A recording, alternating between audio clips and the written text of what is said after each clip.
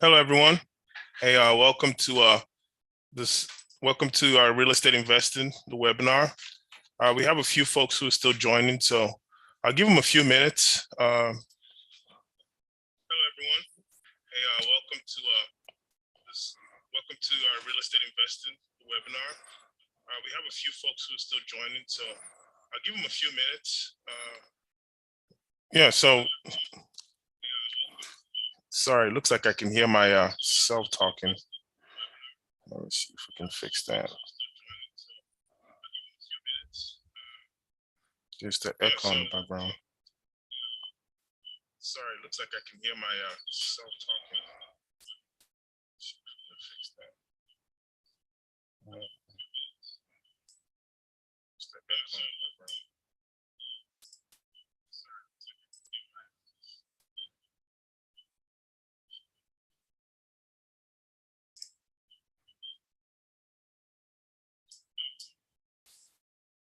All right, can everyone still hear me? You guys can leave a message in the chat if you can hear me, please. Okay, perfect. Thank you. Great, awesome. Thanks, everyone. So thanks again, guys, for joining. I wanted to kind of go over this, real estate investing. Again, welcome to this real estate investing webinar. The big thing about real estate, I'll just kind of let you guys know, is the beauty about real estate is a life-changing experience that anybody can have.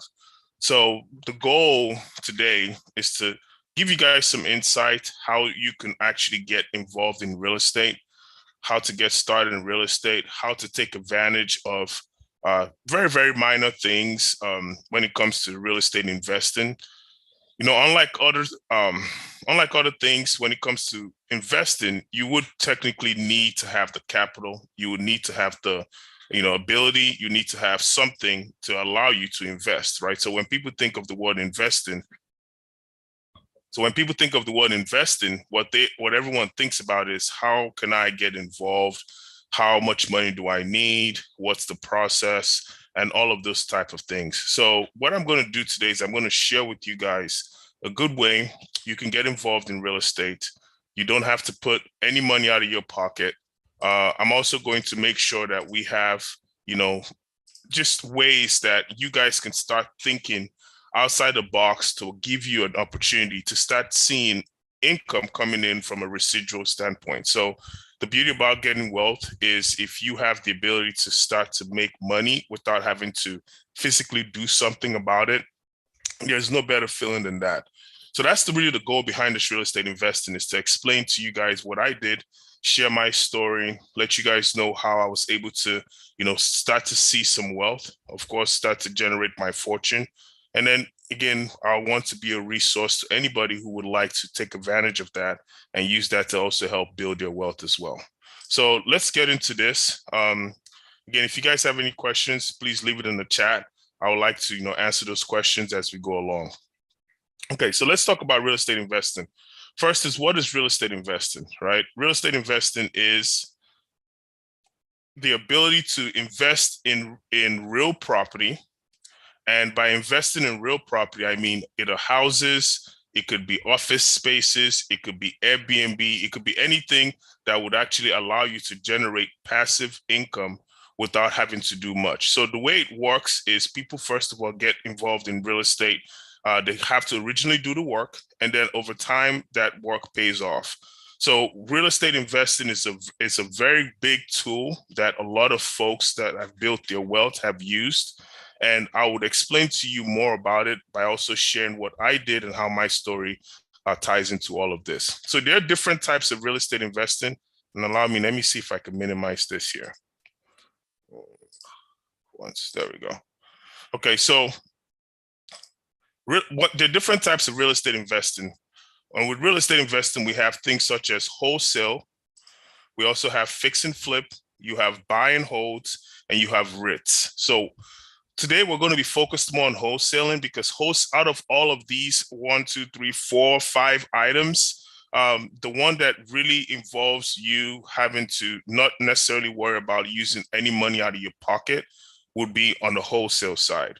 But on the fix and flip, the buy and holds, and the REITs, those are also ways you can generate wealth if you already kind of have some capital set aside. But wholesaling allows you to do it without having to worry about your capital.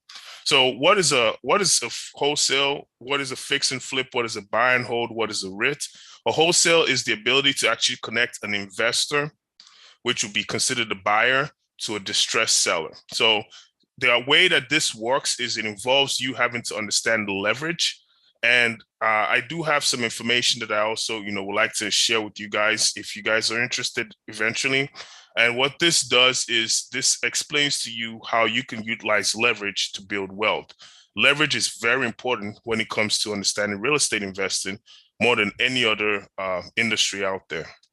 So fix and flip is also utilizing the same strategies as wholesale, but what you're now doing is you're actually buying the property yourself. You are the investor.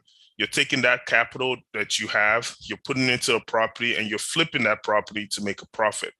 A buy and hold is my personal favorite. So lately, I've been doing a lot more buy and holds. I currently have about 4 properties, and we're looking at doing some multifamily for a 54 unit in Ohio. So we're also buying apartment complexes as well at this point. And then lastly is a REIT. So what REITs are is they're called real estate investment trusts. That works more like the stocks or bonds. For any of you that are investors that understand the stock market or understands, the crypto market or things like that, REITs are similar to that. They work like ETFs, and they allow you to be able to passively invest in real estate and also generate returns. So speaking of steps to becoming a real estate investor, I'm going to share more about that as well with you guys. But it's so easy as just making a decision, right? So being a real estate investor doesn't involve you having to take a lengthy educational course. You don't have to go to school for it. You don't have to get a degree. You can actually become a real estate investor just by making a decision that you want to be a real estate investor. It always helps to have a mentor, have somebody who can help you. That's one of the things that I would say that I wish I had learned earlier. But by being able to get a mentor, what it did was it 10x'd my learning experience, and also, of course, it 10x'd my income as well. So let's talk about the evolution of real estate investing and what I have learned over time as a real estate investor over the last 3 years. Now, I did put in here in parentheses, I put remote wholesaling, international wholesaling, investing overseas, short-term, and room rentals.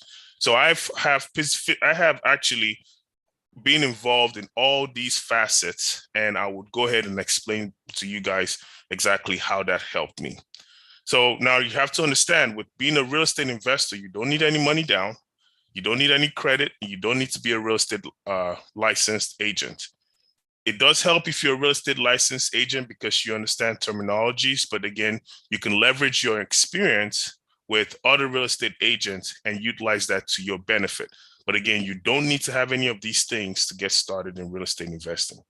So let's talk about wholesaling, okay? Because that is the focus of today's call. I want you guys to learn as much as you can about wholesaling. I want you to implement this into your system. If you can, learn about it and then try it and see how it will work for you, okay? So when we talk about wholesaling again is the process of connecting a distressed seller to an investor, and you get paid an assignment fee. Now, wholesaling is a process that requires no capital investment.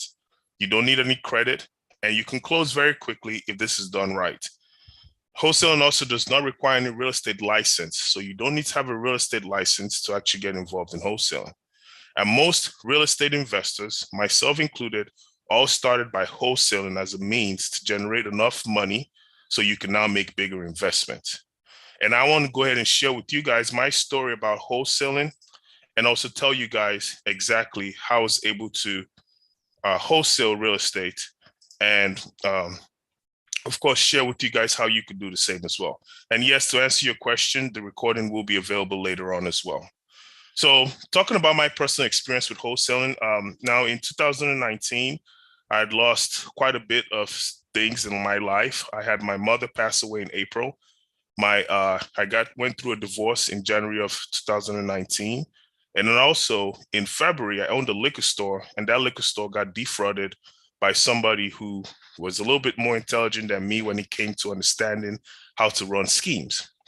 So losing those three things put me in a position where I was zero. I actually wrote a book about this, Money and Me, Money and Experience, how I made it from zero. I was dead broke and I was in a very bad position. My mom had just died and I had negative $224.14 in my account. I couldn't bury my mother. She didn't believe in life insurance, so everything fell on me, and it was my responsibility to figure out how to get her, buried. So what ended up happening was I came home after I went to Chicago to see her. My girlfriend was the reason why I was able to go see her because she helped me with the plane ticket. I came home and I was, just devastated. I didn't know what to do and I didn't know where to start.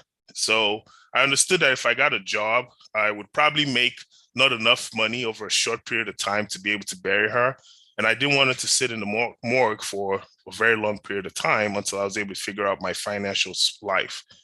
So then I was fortunate enough to know that I already been doing some research into wholesaling real estate.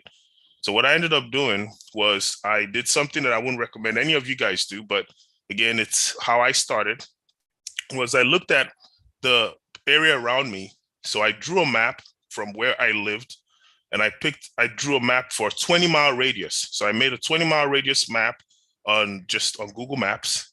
I went on white pages. I paid the $4 a month for white pages because it allows you to get as much information on anybody as possible.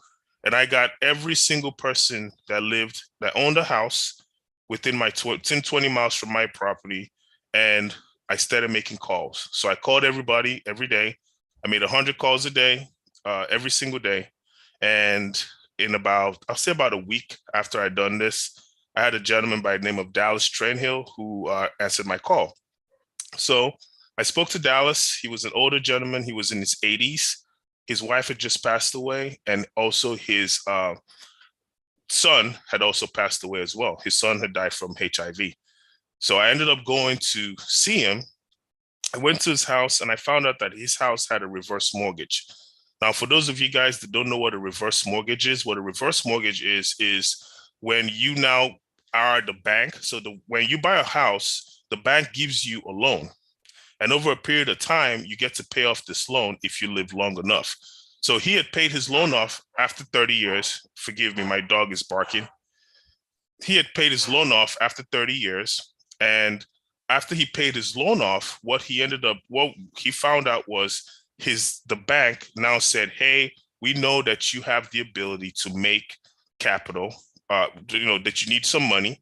So what we would like to do is we would like to take that loan that we gave you and give you back to you in installment payments. So we're going to make payments to you every month, just like if you were the bank, but this time it's the reverse of that. So what that means is if you have a house that's worth $100,000, the bank is going to do their numbers and then they'll look at you and they'll say, hey, we can give you $600 a month for this house that is actually worth, $100,000. The goal of doing this is hoping that you die before they pay you enough money. And if you do die before they pay you enough money, they take that money, they take that house and they resell it and they make their profit plus whatever they've paid you back. So Dallas was 80 years old. He had a reverse mortgage since he was 60. So unfortunately for him, he lived longer than what the bank was hoping he was going to live. He was just a resilient man. So what ended up happening was the bank said, hey, you have lived longer than how much we expected you to live. So we're now going to ask that you find a place to live because we're going to foreclose on the house. So it's a kind of a messed up situation, but a lot of elderly people have to do it because they need additional income, especially for those who didn't really make a lot of plans when they were younger and they find themselves at an older age without too much, availability of cash or capital. So in Dallas's case, I met him and he told me, he said, he's going to be losing his house. His hope is to move into his son's house, but he didn't know what he was going to do. Now, mind you, I just lost my mother. I was negative 224. So my mind was like, wow, I felt so bad for this guy that my problems were not even a problem anymore. I was just thinking like, can you imagine being an 80-year-old man and being homeless? So I said, I need to find a way to help him. So he told me, he said, the only thing he wants from me is to help him get $10,000. He said his whole life he had worked in the coal mines. He's never made $10,000 in his life. He's never had $10,000 to say that he has that available as cash. So I said, Dallas, if I'm able to get you $10,000, would you work with me and get this deal done? He said, absolutely. So we built the rapport. He agreed to doing the deal with me. I put this property under contract for 145,000. And I didn't know what to do. I just knew I had a contract. I didn't know where to start. I didn't know who to send it to. I didn't know how to go ahead and go about this. So what I ended up doing was I went on Facebook Marketplace. I posted this, posted a contract on Facebook Marketplace. I also posted the information on Zillow and everywhere else. And people still reached out to me. So eventually somebody reached out to me, and he said he was interested in buying the property. He was also a wholesaler as well. So I told him, I said, make me an offer and let's see what he would do, what we can do. So he agreed. He sent me an offer. He sent me an offer for 175,000. And I was surprised because I just realized that I made $30,000 with one deal. So I went back to Dallas. I let him know that we had a closing date set up. I made sure I helped him with paying for his moving cost. I got him all set up. He moved. I closed on the house. We paid off the reverse mortgage. He got $10,000 in his bank account, and I ended up with $30,000. And this happened very fast. So as of April 6th, my mom died. I had no money. As of middle of May, I was sitting on $30,000 in cash. So the beauty about this was the referral that I received from Dallas became his son's best friend had also had through the same strategy where their parents, this guy's parents also passed away, and he needed help with the house to sell the house. And Dallas, of course, referred me and said, hey, this guy helped me so much. And I ended up helping this guy. I put his house on a contract for 200,000, and I resold this property for 245,000. I ended up getting 234 at the end because the wholesaler that I was working with figured out what I had the price of the property for. And he was like, man, I got to try and make some money from this guy. So that's fair. He made his money also on top of what he was going to make it anyway. And I ended up still making $35,000. So in a span of less than 6 weeks, it could have been maybe even less than that, I made a total of $65,000. And I don't think there was any job out there that would have paid me $65,000 in cash in less than 6 weeks. So what I'm trying to tell you guys is it's possible. Anybody can do this. Considering where I was in my life at the time, I was a lost young man. I mean, not necessarily young, but I was lost and I didn't really know anything.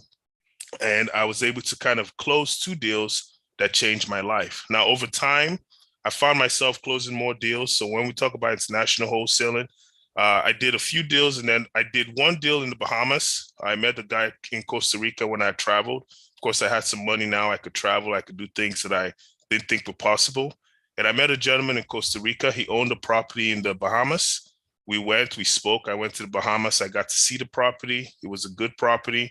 I put it on a contract. It was a 12-unit property, and I made a 6-figure income, not income, sorry, but I made a 6-figure wholesale fee for selling that property.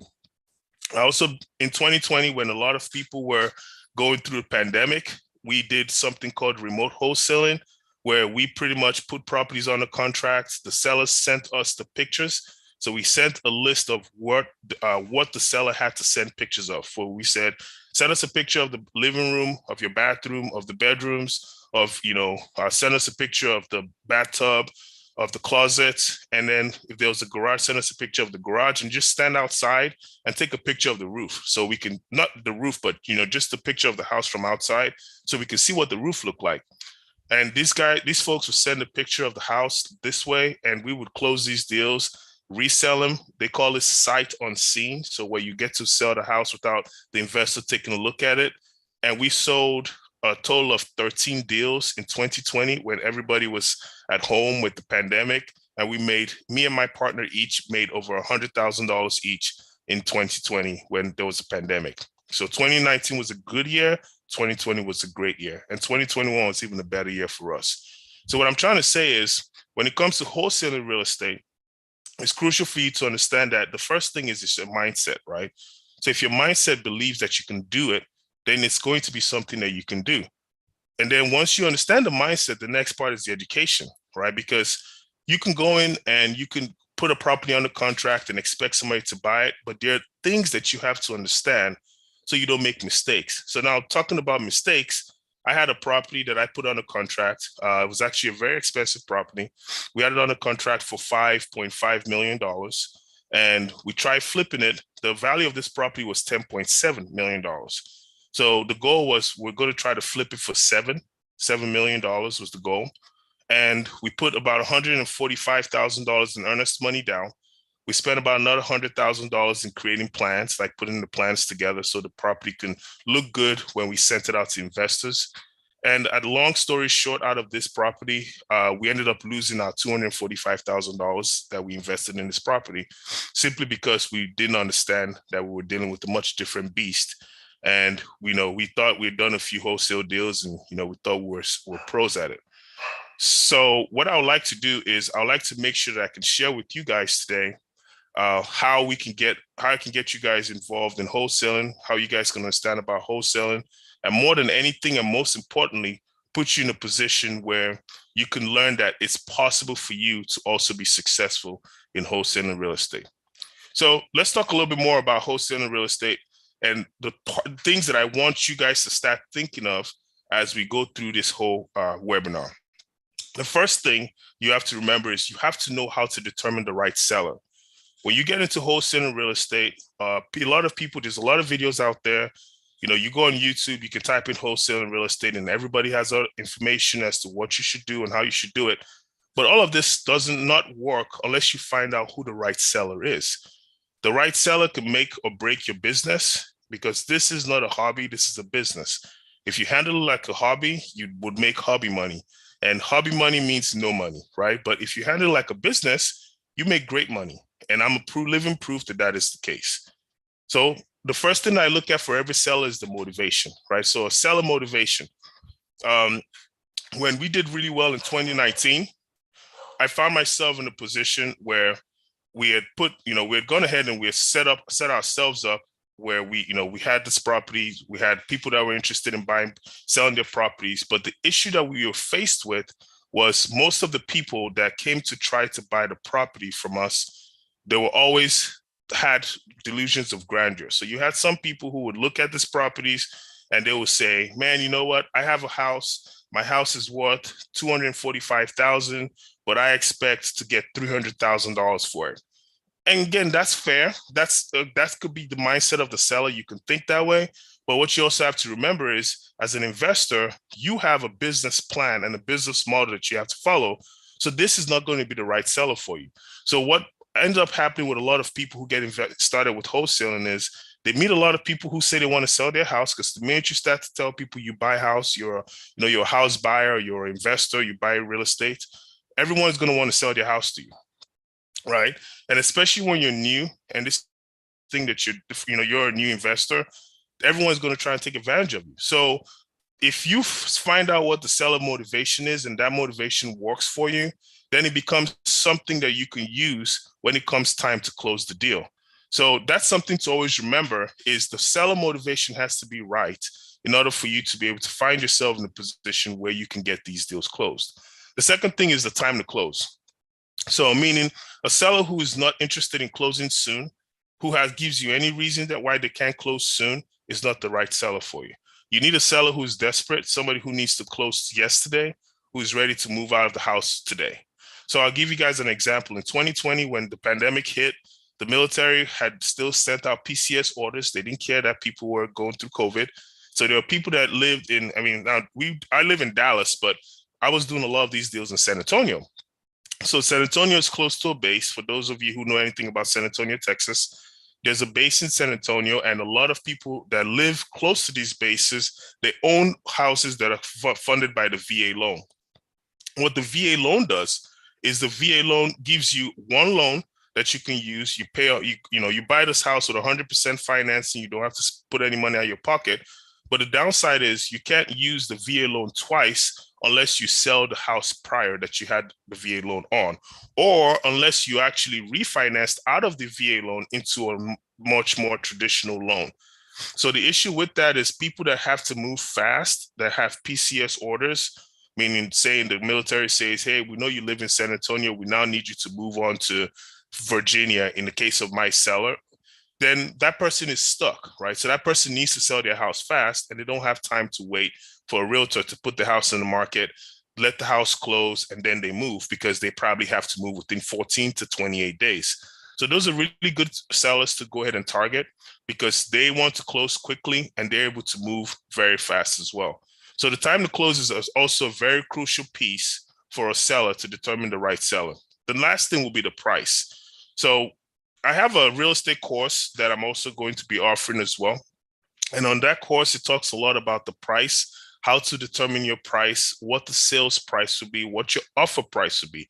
So you have to understand the most important piece is you are running a business and you have a margin that you have to keep your business in line with. So in this case, if you're the person who is connecting a seller, distressed seller to an investor, you have to make sure that the price works for both the seller, and then you also have to think about what your investor would be reselling that property for and how they can make money. What I've noticed happens to a lot of wholesalers, and the mistake a lot of wholesalers make, is they put properties on a contract, and then they price that property so high, and they sit on that property for months and months on end, and they can't move it. The reason is because they want to make as much money up front as possible, and they don't care what the investor is going to make. What my strategy has always been, and one of the strategies that I teach in my course, is that you have to be so focused on helping your investor make money, because the investor that does well from your property is going to be an investor that buys from you for life. A lot of these models from businesses like New Western and all of these other companies out there, that's been a model that they focused on, is creating the price of the project so well put that the investor knows that, hey, the least amount of money I'm going to make when I walk out of this deal is within $15,000 to $30,000. If you're fortunate, they can make more. But for a new investor, that's a lot of money, and they don't mind doing that after they do their flip and they pay all the cost. So it's important to determine all of these things when you're working with a seller, to make sure this is the right seller, and you're not wasting your time talking to somebody who's going to have you come to his house 10, 15 times only for you to end up with a contract that you can't move. So the next thing that I want to talk to you guys about is finding leads. I know I'm going a little quick. I'm trying to make sure that we stay within the timeline, but if you guys have any questions, please leave it in the chat. My goal will be to get to those questions at the end of this webinar. So talking about finding leads, the first thing I always talk to everybody, and this is also something included in my course, is I want you guys to always think about getting the low-hanging fruit. Low-hanging fruit is going to guarantee you success. I made the mistake of not understanding this. Like I told you guys earlier, my first problem was I made a map and I took it the hard way. Now I'm a believer in hard work, right? So because I believe in hard work, my thought process is work as hard as you can and do everything you can right now to try to get what you need. But that's not always the best way to approach things. So I look at low-hanging fruit, and low-hanging fruit means finding out the least path of resistance. In this case, a for sale by owner, or FSBO, is a very, very good process that you can use. My course talks about a strategy that I use when it comes to for sale by owners, because you have to remember, if somebody just posts their house on the market today, then that person is probably not going to be the right seller, because again, going back to the previous slide, that person has two things working against you, right? Which is their price is probably not going to be priced the way you want it. And then the second thing is their time, right? The time to close. They're probably open to letting this property sit on the market for a little longer. So you have to understand the strategy and the timelines to attack these sellers. I did a course with a gentleman who is, very smart guy. He taught me how to do something called Forex trading. And I use this towards my process as well, because it all works in the same thing. It's all investing, right? And that is understanding your sweet spot, right? They call it target zones in Forex trading. I call it the same thing. You have to find out what your target zones will be when you're dealing with finding the leads that would work for you. So you have to make sure that when you find the leads, you have to understand your target zone, so that person is the right seller for you. The second thing is use of a bird dog. Now, this is a very good one. This really helped me in my business. I was able to find people who wanted to make money. And I just said, hey, if you bring me properties, if I close on these properties, because I believed in myself, I knew I can close on them, then I would pay you a certain amount of money for bringing his properties to me. Usually that fee is between $1,000 to $5,000.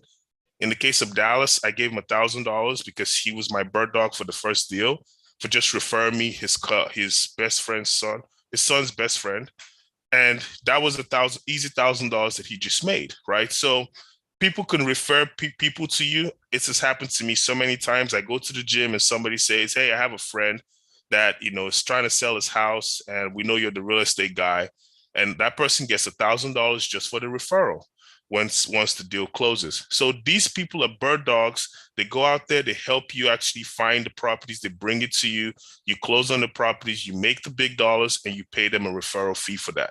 So if you want to be a bird dog, that's fine. It means you don't have to deal with the negotiation and trying to find the buyer and all of those things. You can be a bird dog, but again, I prefer to make the bigger dollars, so I would rather use a bird dog to help me find leads than actually be the bird dog.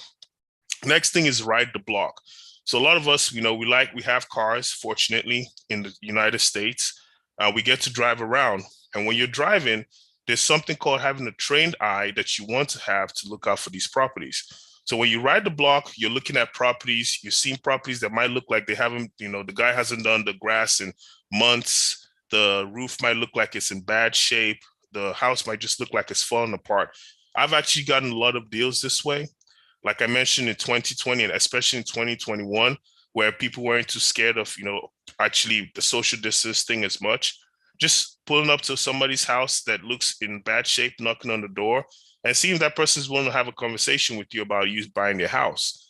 Because the use of mailers used to be the way people would try to get these leads, but it no longer works as efficiently as it used to work. So you guys are going to see in the process of this whole conversation that we're having, I'm not going to mention anything about mailers or cold calling people directly, because unfortunately, when you pick up the phone and call people now, most times they send you to spam or they hang up on you before you start to explain what you're trying to talk to them about. So this is a great way. It puts you right in front of the seller. The seller has to talk to you. And if it's a rental property, most times they actually give you the name of the landlord, and now you get to talk to the landlord. So it's a very good way to get yourself some leads and to get started quickly in wholesale. Now, it'll be amiss to not mention social media ads, because in 2020, social media ads was our bread and butter. We would invest about $1,000 in social media ads and we'll get about 5 deals. So I think we spent a total of $3,000 or $2,500 in our social media ads for 2020, and we got 13 deals from that. And each deal was averaged between $10,000 to $13,000. And then some deals were as high as $50,000 was how much you would make.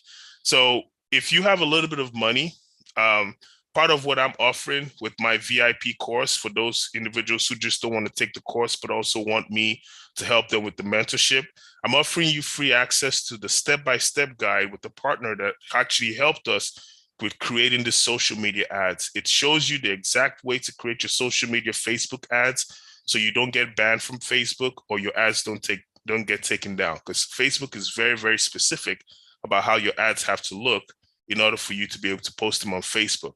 But the beauty about that is if you use Facebook ads, I'm willing to say that Facebook ads are 99% guaranteed to give you a return, because the only people who reach out to you are those who are actually interested in selling their house. So I would say we had 1 out of every 10 that we would talk to that wasn't really interested in selling their house. But the way we set it up, we would have maybe only 5 people reach out to us in all honesty, and all 5 of them will be deals we closed. So social media ads is a guaranteed way to get you this. It's Facebook ads. I don't know about LinkedIn or Instagram ads. I know Facebook ads is definitely the way to go. Next thing will be realtors, brokers, and other wholesalers. The reason I like this is because it allows you to partner with real estate agents, with brokers, and with other wholesalers. And this is how you do it. Real estate agents, when they get properties, they get to put these properties on the market. In some cases, they get these distressed properties, and before they put it on the market, they call these pocket listings. So what a pocket listing means is this house doesn't go on the market. Nobody knows about this house, but you would know about the house because you've built a relationship with the agent. The agent will reach out to you and say, hey, in this case, Casey, I have a house. I had this agent that used to do that with me. Her name was Barbara. And Barbara would always reach out to me and say, hey, Casey, I have a house I'm about to post in the market tomorrow. I just wanted to see if you want to take a look at it. If you're interested in buying it, please buy it.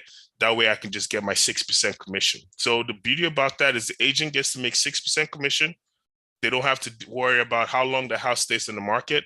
I'm a cash buyer. I'm buying that house. I'm getting my investors to close on it in 14 days. So the agent is happy about that. Brokers and other wholesalers work the same way. For other wholesalers, though, the way it would work with you guys is you want to be able to leverage the relationship with you and the other wholesalers. So some wholesalers, when they price the deal, they keep a little bit of meat on the bone so somebody else can come behind them that might have a bigger buyers list and actually be able to sell that property. So when I closed my first two deals, I mentioned to you guys I didn't know anything about any buyers. I had no connections. The person that actually sold my deals for me was another wholesaler, but I kept enough meat on the bone. Yes, I made 30 and 35,000 individually on each deal, but he also made a minimum of $10,000 on each deal. So I don't know how much he resold it for. What I do know is I assigned the property to him at a price, and then he sold it for whatever he could sell it for because he had a much bigger buyers list than I did. So you can work with other wholesalers in the same capacity where you can go ahead and getting buyers list and use your buyers list as your leverage to help another wholesaler to close your deal, and you go ahead and you can make capital. There's also something called a JV, a joint venture. With a JV, it allows you to also work with a wholesaler. So a wholesaler that has a deal that they're finding difficulties with moving the deal, they can say, listen, this is what I have this property under contract for. I don't have enough of a reach. If you help me to sell this deal, we'll split the profit 50-50. That's how I got involved with my partner in 2020, and that's how we started doing a lot of deals. Next thing will be pre-foreclosure and tax liens. So pre-foreclosure is when a house is going to go on foreclosure. I go ahead and give you a lot more detailed explanation on this on my course, but the pre-foreclosure, what that also does, it helps you understand that there are properties out there that are going to be going on foreclosure, and the government, before the government would actually or not the government, in this case, the banks, will physically take over that property from the person who is losing their house. They have a list available. So those lists are available in the courthouse. This is public information. Any of you can go to the courthouse tomorrow, ask for the county records, tell them you're trying to get a pre-foreclosure list, and they will send you off to where the computers are, and you just have to make sure you have a pen and paper handy and write down the name, address, and phone numbers of the people who are on that pre-foreclosure list and start calling them yourselves. If the same thing works with tax liens, these are public information. You don't actually physically have to buy it. But some people, what they do is they actually go ahead and get this list together and they sell it for $100. So you can buy the list for $100 if you don't feel like doing the work, or you can go and physically do the work from, at the county courthouse and actually get the list for free. So these are things that you can leverage again for yourself as a way to make some good passive income. Bank REOs and short sale. I put this on here, but I'm not really a big fan of these two simply because this involves cash infusion up front. So you would have to spend money to get involved in bank REOs and short sales. So I would always say, again, I started with the low-hanging fruit with the for sale by owners, the bird dog, the ride the block, and then I kind of slowly showed you guys other ways that you can get these leads that would allow you to be able to close on deals without having so much concern. So these are just a few ways you can find leads. There's so many more ways that I mentioned in the course as well that of course, I go into more detail about how to find these leads and, of course, how to close these leads as well. Next, I want to talk to you guys about creating interest. It's very crucial to understand that when you're working with the seller is going to have a lot of people reaching out to them. So you're not the only wholesaler out there. There's probably, we buy houses it's a big phenom now. Everybody buys houses, right? When you go on, YouTube, everybody's a real estate investor. So what's going to set you apart is how you proposition your value to the seller. So remember, again, your seller is your biggest advocate, because with your seller, you want to have the relationship enough that allows you to make your money. Now, again, remember, I talked about leverage at the beginning of this call. I told you guys in my course, I say leverage maybe about 50 times.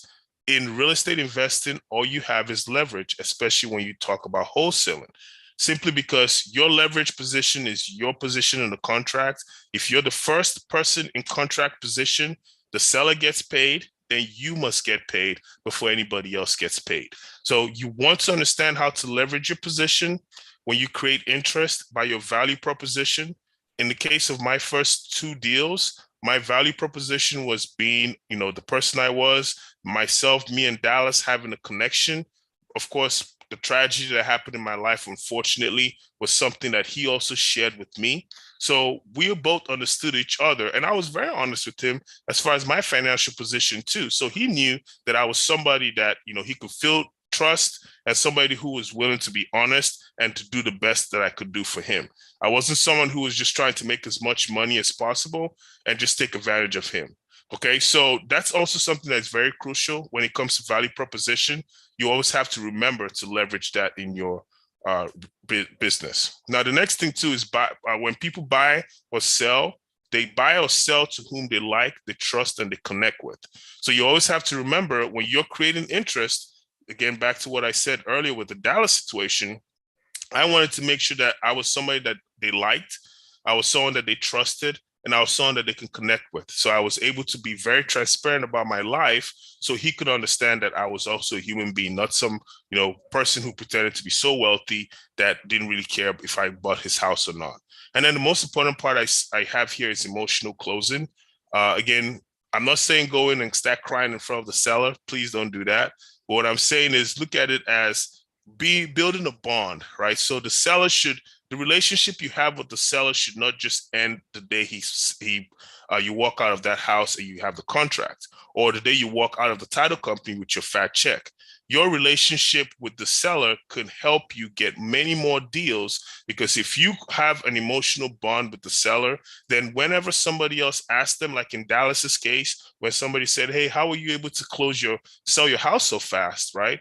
He's like, Casey helped me, or like when I'm at the gym and somebody's like, "Oh man, I need this Casey, the real estate guy," right? Then there's an emotional connection to that. So it allows me to always remember to just not look at this deal as another transaction, but as a relationship that I'm going to cultivate for a long time.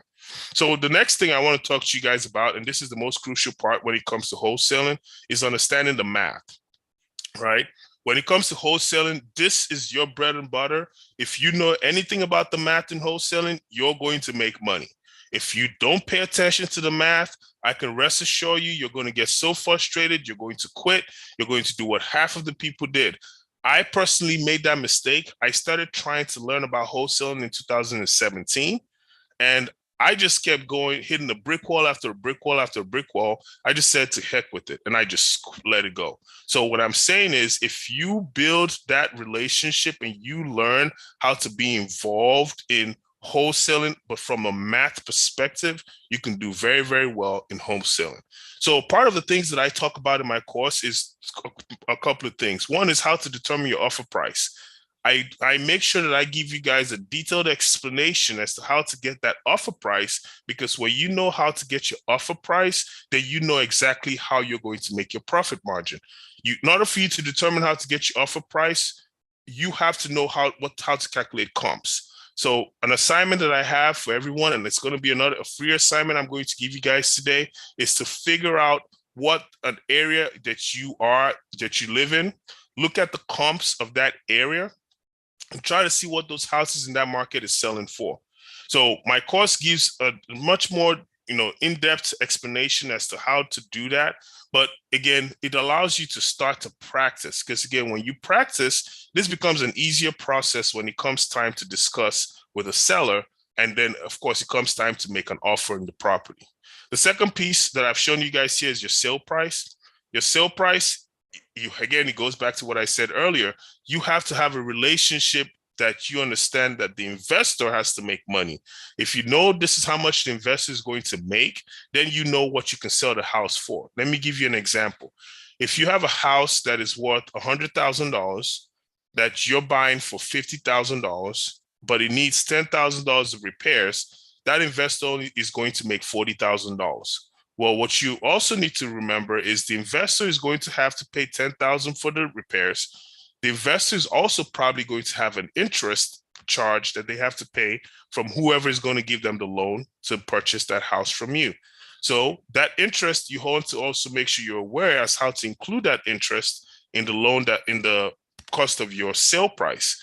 The next thing you also want to think about with your investor is your investor might not be a real estate agent. So your investor is going to need to pay a realtor 6%, which is $6,000 just to sell this $100,000 house. So by the time you look at all those numbers, you're looking at 40,000, you're looking at $10,000 for the repairs, you're looking at the $6,000 that the investor is paying the realtor, and then you're also thinking of the maybe 10,000. If it's a 10% interest rate, you're looking at another $10,000 for interest.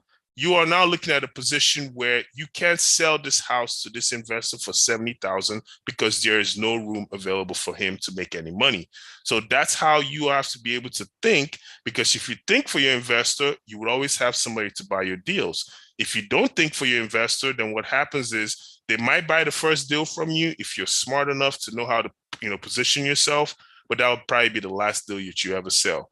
And if you guys want to last long in this business, it's very crucial to understand how to position yourself, not just to the seller, but also to position yourself for the investor. Again, you guys are the middleman or middlewoman in this case. Your job is to be able to connect the two.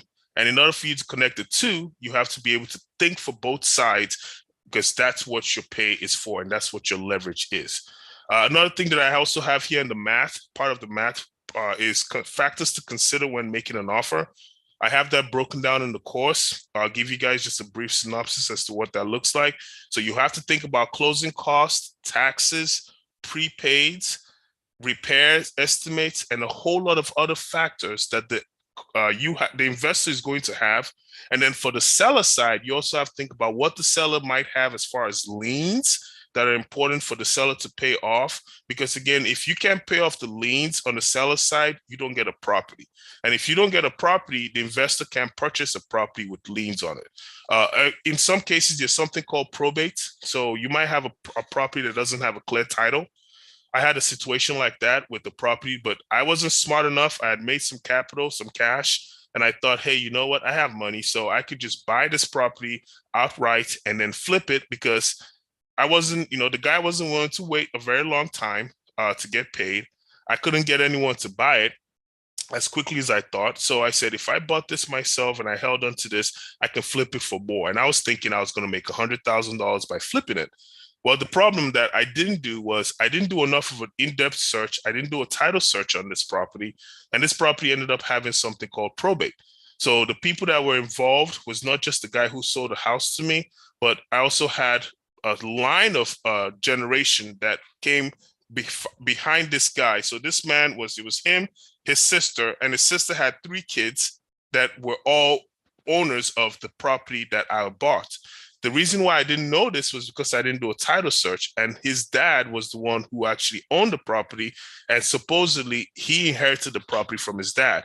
Well, when you don't do a title search, you don't consider these kind of things, and you make an offer and you buy a house from someone, you find yourself walking away, losing the money, and potentially also losing the house. So what ended up happening with me was I had to end up giving that house back to the guy and losing the money outright. And really, it wasn't I gave the house back to the guy. It was I signed a quick claim deed, giving him the house because I had the IRS and the government breathing down my neck saying that I owed so much money in taxes, and they were now going to try to garnish my bank account. So it was a bad position for me to be in, to know that I lost 60 grand for a property, but I was not going to keep losing more money by letting the government come into my accounts and now start taking my money for back taxes that they said that I owe. So you need to be very careful with these kind of factors. And again, that's why it's very crucial when people say, oh, I just want to get into wholesale, I want to just put a contract and just go out there and flip the contract. Yes, but you have to think that there are so many risk factors that if you don't know, you can find yourself in a very, very deep waters. And that's why it's crucial to have somebody with the knowledge to help you guys through that process. Next thing is repairs. You have to know how to calculate the repairs. In my course, I do include a repair estimate sheet. It allows you to make the sale process easy, but it also gives you a point of reference when you're dealing with the seller, so you can now negotiate your price to get back to the most important piece, which is how to determine your offer price. Closing costs, commission, and taxes. I mentioned that to you guys. That's part of the factors you have to consider when you're making an offer. So those things are very crucial for you to know. Okay. The next thing I want to talk to you guys about is closing your first deal. So in this case, when it comes to closing your first deal, it's crucial to know that there's some factors that you want to pay attention to when it comes to closing your first deal.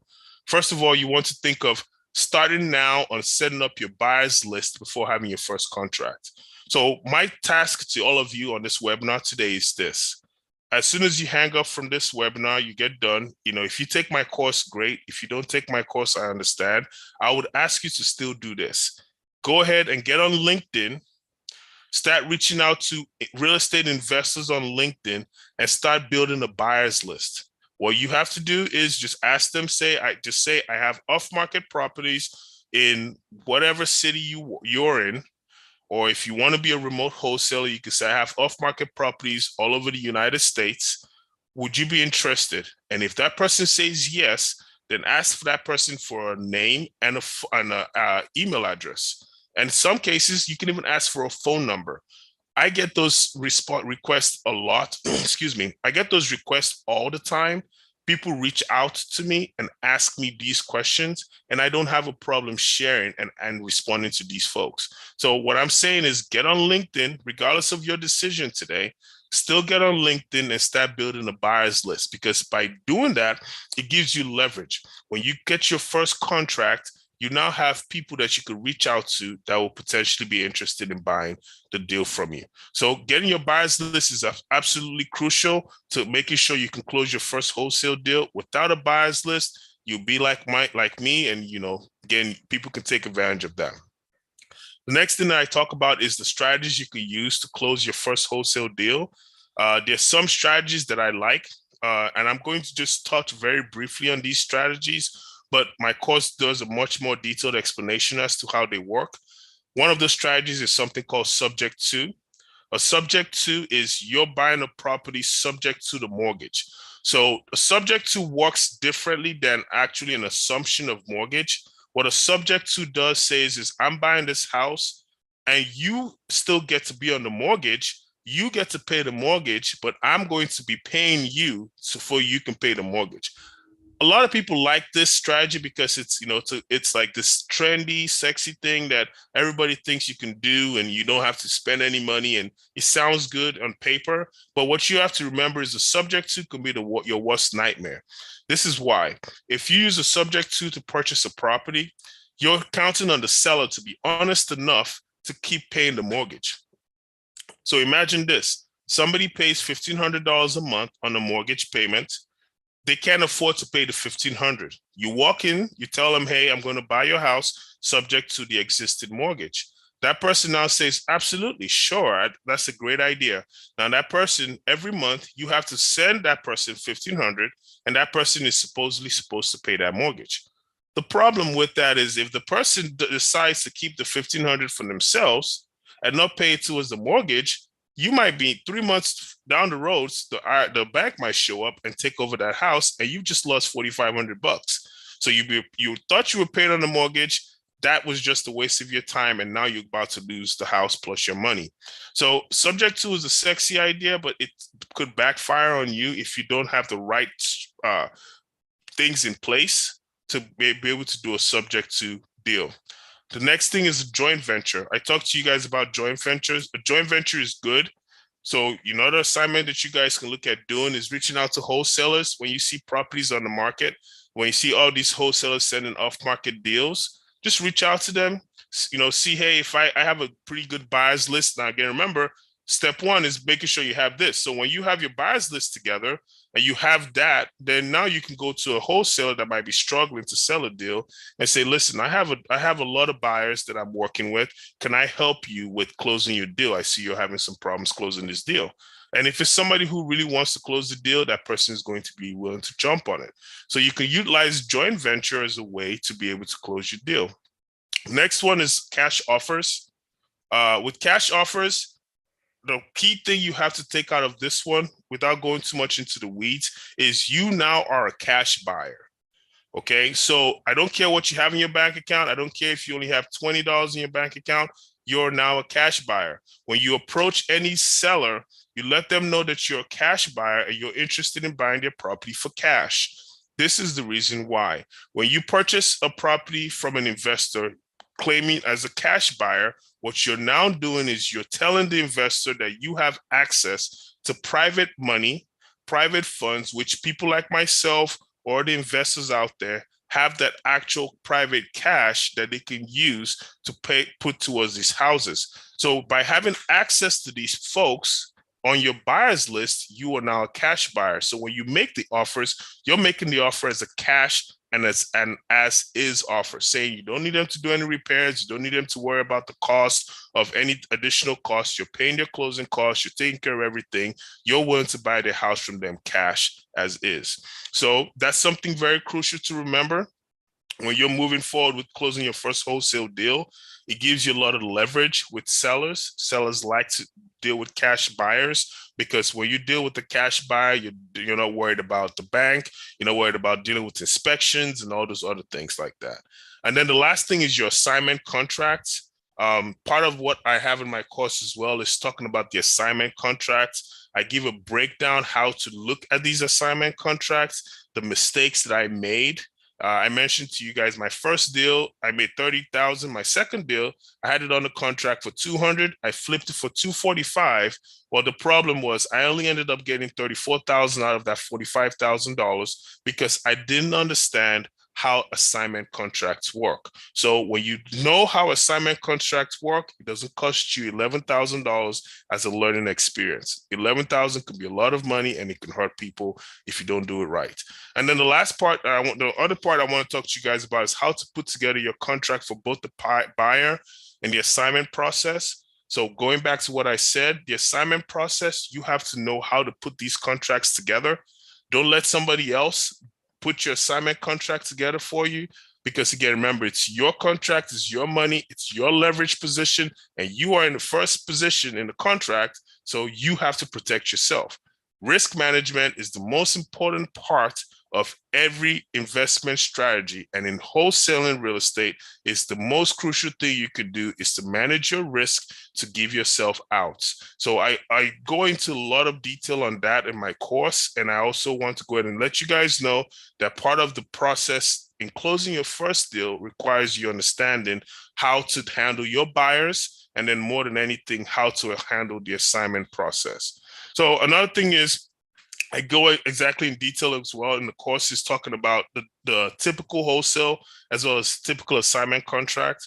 I know I'm beating this contract thing over you guys' head, and there's the reason I'm doing that is because, again, in order for you to make money, the only reason you would do this is not because it's a hobby, but because it's a business. And in order for it to be a business, you have to know how to handle your position. So wholesaling real estate, the reason why it involves no capital and no credit is because the most important factor is leverage. So your leverage is your contract. When you understand how important that is, you can make a ton of money. If you don't understand how important that is, you can be like the rest of everybody else that says they want to be real estate investors and they try their hands at it a couple of times and then they quit. But if you want to be successful at this, you have to understand leverage and you have to understand your contract, because when that piece of paper might look like nothing, right? But that's all the money you can imagine yourself making. Like I mentioned, we had a Bahamas deal that netted us 6 figures. All we did was contract. That's all we did. We didn't put any money. We didn't put anything else. I put $1,000 towards it, but I don't consider that anything, right? That was the earnest money that I put in that I got back. So everything else was just a piece of paper and leveraging that piece of paper so somebody else can come in and buy that piece of paper from me for hundreds of thousands of dollars, and I get a net figure of 6 figures on that. And this is in a different country that I've only been to one time, that I would probably not go again unless I want to take a vacation there. So you can use just having the contract and understanding the contract to get yourself very wealthy, Or if you choose to take the easy way out and not learn the contract, you can lose a lot of money from that. So again, please, please, please, if there's anything you take out of this call, this webinar today, is to think about leverage. Always remember, your position is how you leverage yourself and your contracts to get yourself paid. The title companies, the real estate agents, everybody else would understand that you are in the first position. So no matter what happens, you are getting paid before anybody else gets paid. The seller gets paid first because it's their property. Then you get paid second before anybody else gets anything out of this deal. So you have to understand how this works. When you do, you can get very wealthy from it. If you don't, you will probably quit. Then another thing I want to talk to you guys about too is the mistakes to avoid when dealing with investors as well as other wholesalers. I had a lot of pain that I had to deal with, and I call those growing pains. The reason why I created this is to avoid and to take away those growing pains from you guys, because I see a lot of new investors that get involved in real estate and they end up finding themselves walking out of the business before they even get started. When you deal with investors, investors are going to make your life very easy when you're aware of what you're doing, or very, very difficult when you're not aware of what you're doing. Investors are very intelligent. Investors do this for a living. And if you're coming in as a new wholesaler, they can smell you a mile away. So the last thing you want to do is you don't want to be in a position where you're losing deals.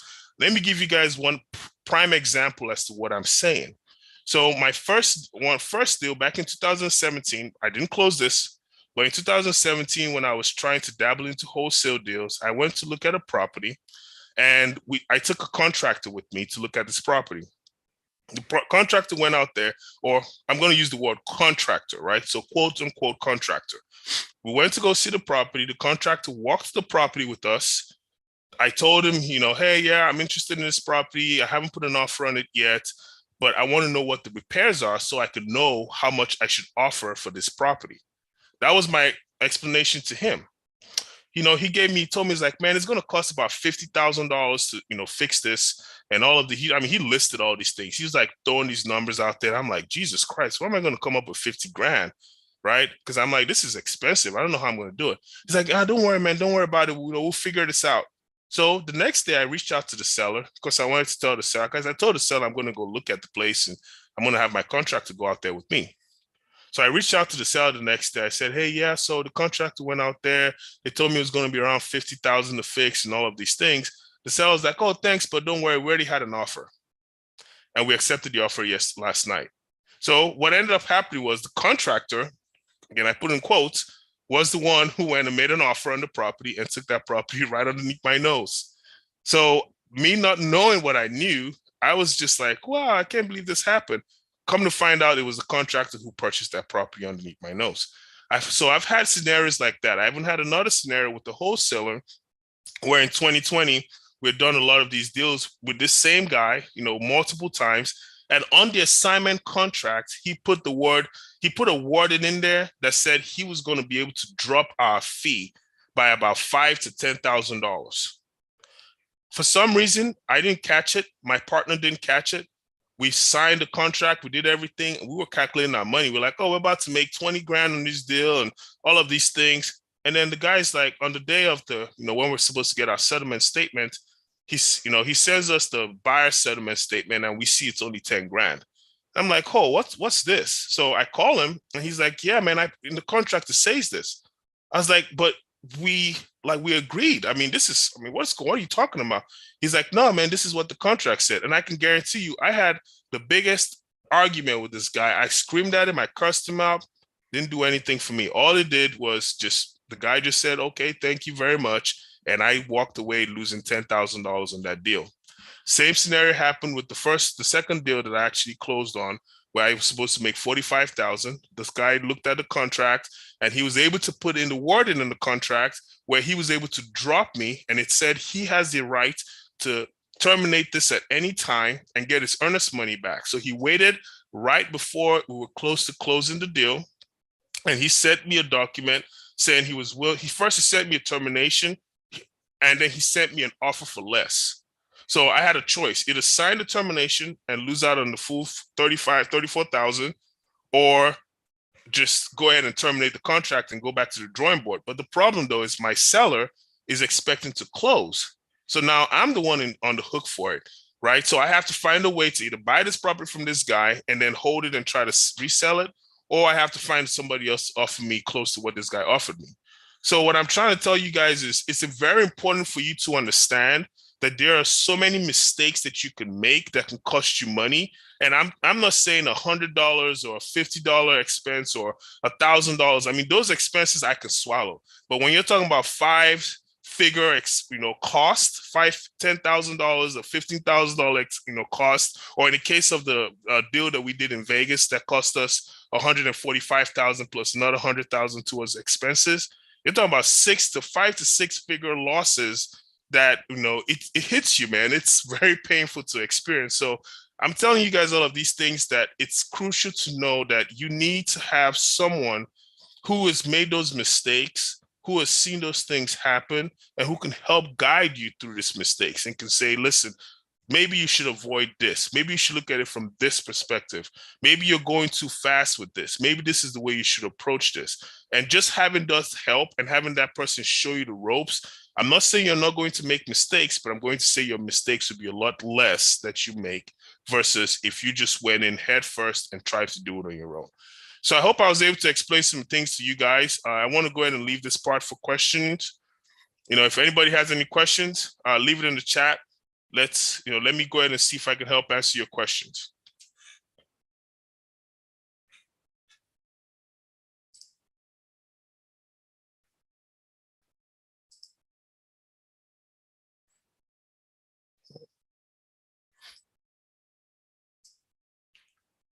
Okay.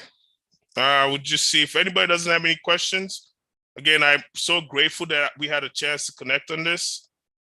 For those of you guys who are interested in, being a part of this course, those of you who want to find some information on the course, I'm going to actually include the course in this here as well.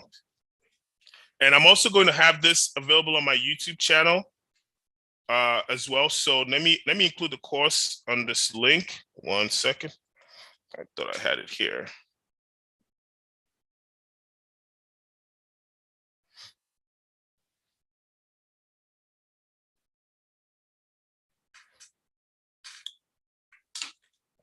And yes, okay.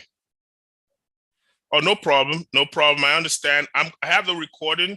So what I'll do is I'll try to send you guys out the recording as well. It should be available on both my YouTube channel as well as on the, I should also be available to everybody who's registered for this webinar. But let me put this course up for you guys to see, okay?